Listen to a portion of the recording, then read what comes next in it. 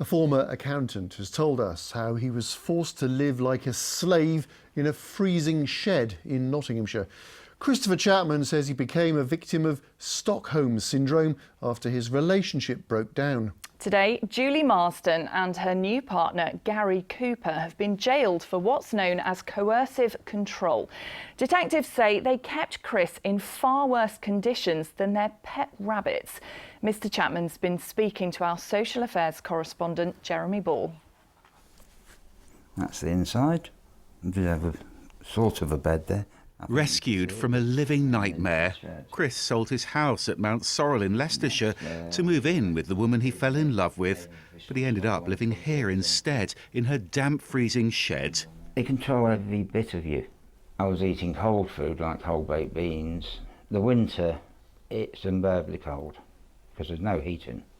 And the summer was the absolute opposite. So why didn't you leave?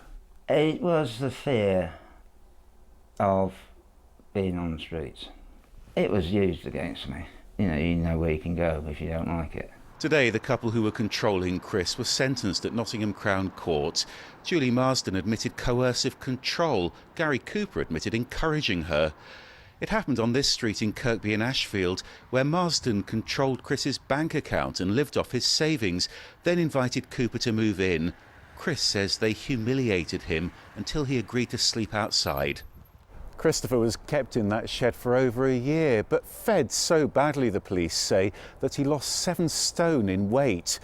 The couple also made him do their domestic chores, but kept most of his disability benefit. And he was regularly being assaulted by Gary Cooper. The police were called by a neighbour who saw one of those assaults. Concerns were raised by a health worker too. One neighbour saw him forced to stand outside for 2 hours in the pouring rain. Stood out there, absolutely drenched. Later on I learnt from a neighbour, my next door neighbour, that they came home and saw me there and saw the whole family laughing their heads off whilst looking out the window at me. I realised they didn't care. I felt very lonely then. I felt like a circus animal. So I bet you're looking forward to getting home then, Chris? Detectives from Nottinghamshire's modern slavery team say what happened was horrendous. They immediately sent Chris to a safe house. It was hard to believe, to be fair, until I'd seen the shed myself. At the bottom of the garden there were a number of rabbit hutches, I think 60 in total.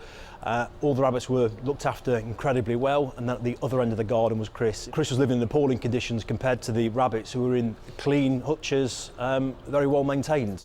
And this is how they controlled Chris's electricity supply. The power was switched off from the house all night, and sometimes for much of the day too. He didn't even have a toilet. I felt humiliated every day just using a bucket instead of a bathroom. Washing with cold water. That strips away your dignity. So why do you think it's so important to speak out about this? Anybody can become trapped. The Stockholm Syndrome came to mind, that I was hanging on to Julie more as a friend. It's like they were the only friends I had. Chris still doesn't know if he was targeted for his money, and it's taken a toll on his health. But now, finally, he's making a new start. Jeremy Ball, BBC's Midlands Today, Nottinghamshire.